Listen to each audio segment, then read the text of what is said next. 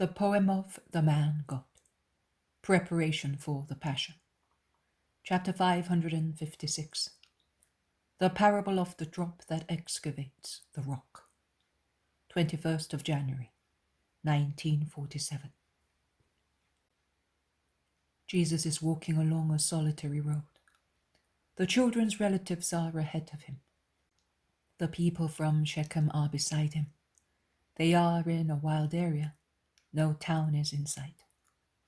The children have been put on the backs of some donkeys, and their relatives are holding the reins and watching them. The donkeys, without any rider, as the people of Shechem have preferred to go on foot to be near Jesus, are going ahead of the men in a herd, and are braying now and again for joy of going back to their stables without any load. On a wonderful day, between banks covered with fresh grass, into which they dip their nostrils now and again to enjoy a mouthful of it. And then they caracole with joyful amble, and join their companions laden with riders, which makes the children laugh. Jesus is speaking to the people of Shechem, or is listening to what they say. The Samaritans are obviously proud to have the Master with them, and they are dreaming more than is convenient, so that they say to Jesus, pointing at the high mountains on the left of people going northwards, "See, Mount Ebal and Mount Gerizim have a bad reputation, but at least as far as you are concerned, they are much better than Zion, and they would be completely so if you wanted that by choosing them as your dwelling place. Zion is always the den of Jebusites, and the present ones are more hostile to you than the ancient ones were to David. By making use of violence, David captured the citadel, but as you do not make use of violence, you will never reign there. Never. Stay with us, Lord, and we will honor you." Jesus replies, "Tell me, would you have loved me if I had tried to conquer you through violence?" "Not really. We love you because you are all love." "So, it is through love that I reign in your hearts?" "Yes, it is, Master, but it is so because we have accepted your love, but those in Jerusalem do not love you." "That is true. They do not love me. But since you are all expert in trading, tell me, when you want to sell, buy, and make a profit, do you lose heart because in certain places people do not love you? Or do you do your business just the same, as you are only anxious to make good purchases and good sales, without worrying whether the money you have earned is devoid of the love of those who sold to you or bought of you?" "We are only anxious to do good business. It does not matter if it lacks the love of those who deal with us. Once the business is done, there is no more connection. Only the profit remains. The rest is of no importance." "Well, I do the same. Since I came to look after the interests of my Father, I must take care of them only. Then, if I find love or derision or harshness where I look after them, it does not worry me. In a trading town, one does not make a profit, purchase, or sales with everybody. But even if you deal with one person only, and you make a good profit, you say that your journey was not a useless one, and you go back again and again. Because what you achieve with one person only the first time, you achieve with 3 people the second time, with 7 the fourth time, with 10 and 10 thereafter. Is it not so? I act for the conquests for heaven, as you do for your business. I insist, I persevere, I find that the little in number or the great are sufficient, because even only one soul saved is a great thing, a great reward obtained through my work. Every time that I go somewhere, and I overcome what may be the reaction of the man, so that, As king of the spirit, I may conquer only one subject. I do not say that my going there was useless, or that I suffered or worked in vain. But I say that mockery, insults, accusations were holy, loving, and desirable. I would not be a good conqueror if I stopped before the obstacles of granitic fortresses. But it would take you ages to defeat them. You are a man. You will not live for ages. Why waste your time where you're not wanted? I shall live much less. Nay, I shall soon be no longer among you. I shall no longer see dawns and sunsets like milestones of days that rise and of days that end, but I shall only contemplate them as the beauties of creation, and for them I will praise the Creator who made them and who is my Father. I shall no longer see trees blossom and corn ripen, neither shall I need the fruits of the earth to keep alive, because when I go back to my kingdom, I will feed on love. And yet, I will demolish the many fortresses closed in the hearts of men. Look at that stone up there, under that spring, on the slope of the mountain. The spring is a very scanty one. I would say that the water does not flow, but it drips. A drop that has been falling for ages on that rock protruding from the side of the mountain. And the stone is a very hard one. It is not crumbly limestone or soft alabaster. It is very hard basalt. And yet, see how at the center of the convex rock, and despite its shape, a tiny sheet of water has formed, not any larger than the calyx of a water lily, but sufficient to reflect the blue sky and quench the thirst of birds. Did man perhaps make that cavity on the convex rock to place a blue gem on the dark rock and a refreshing cup for birds? No, man took no part in it. In the many centuries during which men have passed before this rock, that a drop of water has been hollowing out for ages with unrelenting rhythmical erosion action. We are perhaps the first to notice this dark basalt with its liquid turquoise in its center. We admire its beauty, and we praise the Eternal Father who wanted it to delight our eyes and to refresh the birds that nest in the vicinity. But tell me, was it perhaps the first drop that leaked under the basaltic ledge above the rock and fell from that height on this rock?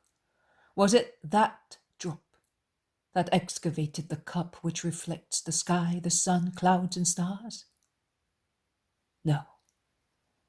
Millions and millions of drops have followed one another, leaking through like tears up there, sparkling as they descended to strike the rock, and dying on it with a note of a harp, and excavated the hard material for so tiny a depth that is immeasurable.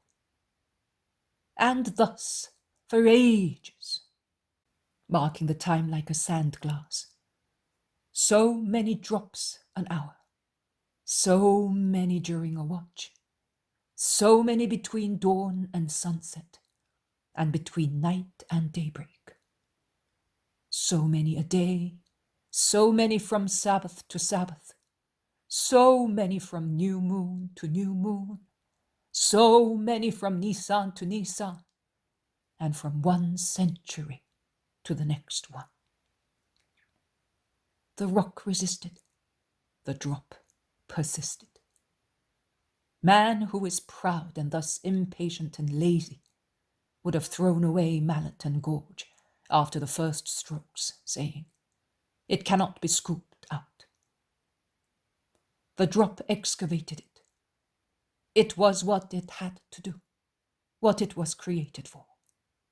And it groaned, one drop after the other. for ages, until it hollowed out the rock. And afterwards it did not stop, saying, "Now the sky will see to nourishing the cup, which I excavated, with dews and rain, with frost and snow."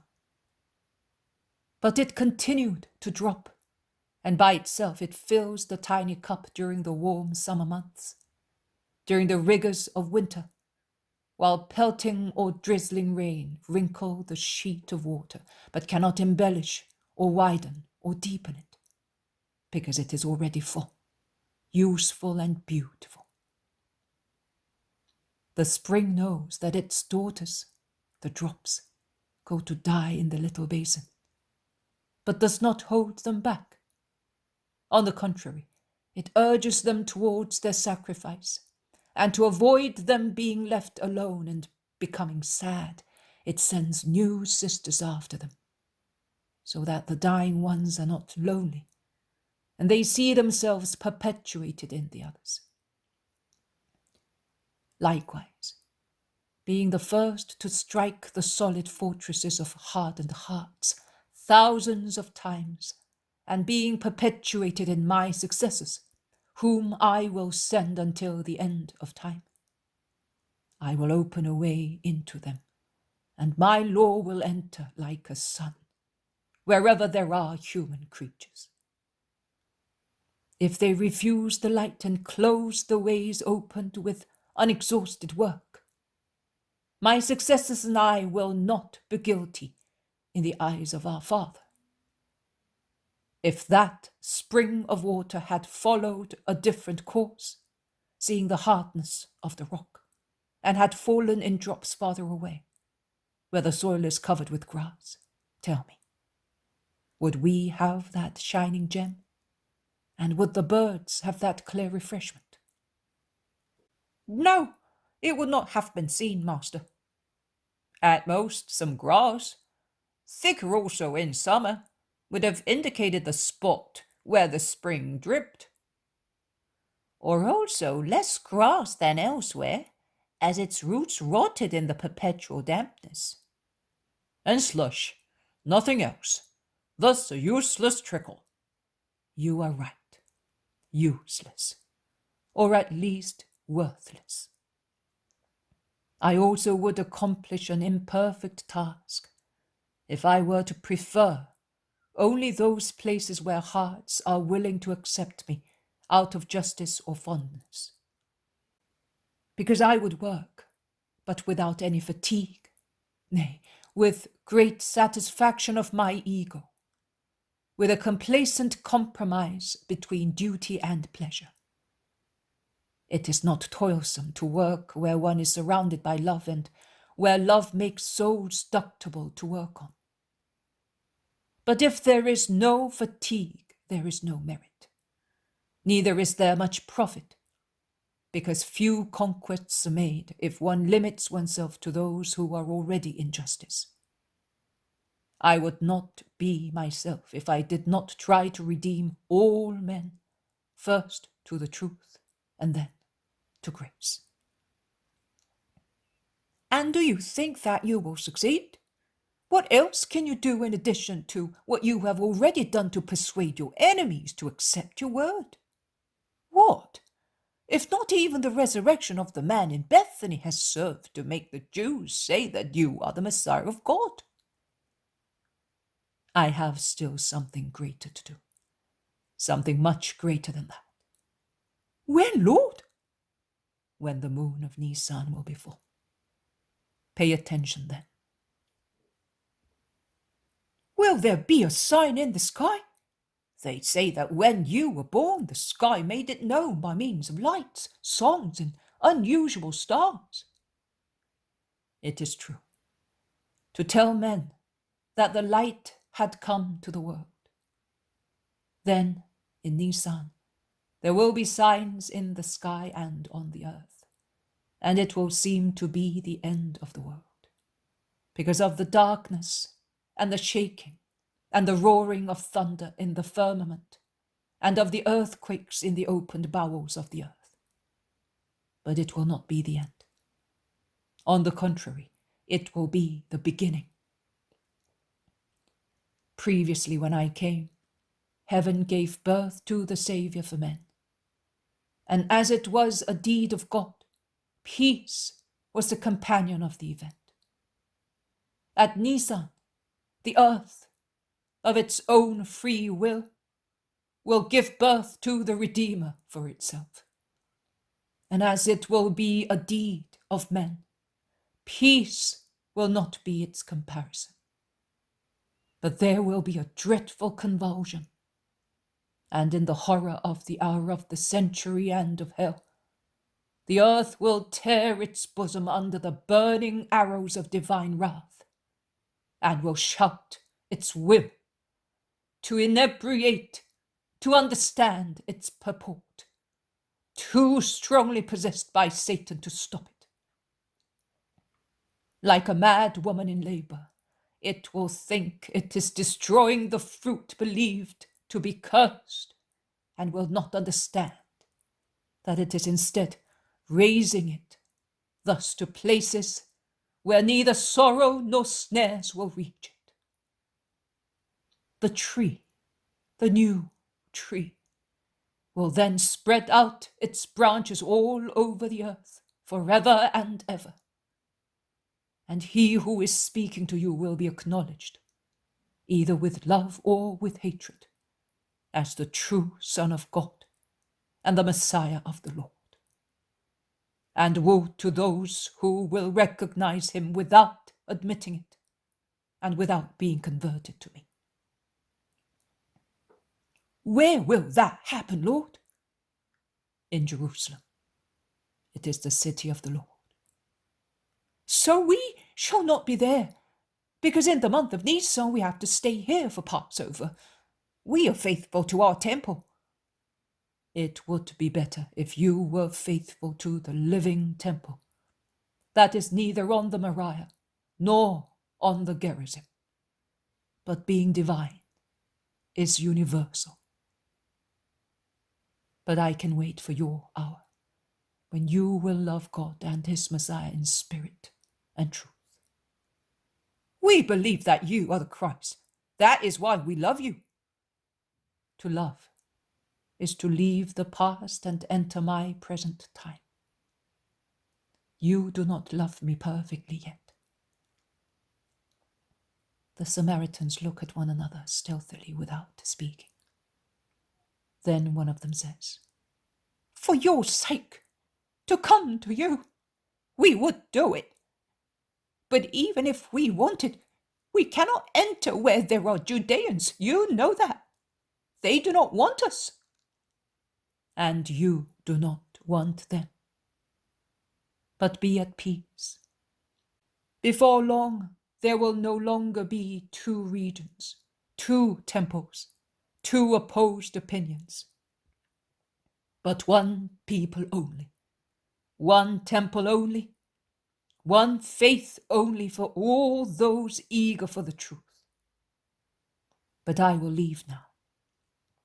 The children by now have been comforted, and their attention has been distracted. And long is my way back to Ephraim, to arrive there before it gets dark. Do not become excited. Your behavior might attract the attention of the little ones, and it is better if they do not notice my departure. Go on. I am stopping here. May the Lord guide you along the paths of the earth and on those of his way. Go." Jesus draws close to the mountain and lets them go away. The last thing that is noticed of the caravan going back to Shechem is a child's joyful laughter that spreads along the silent mountain way.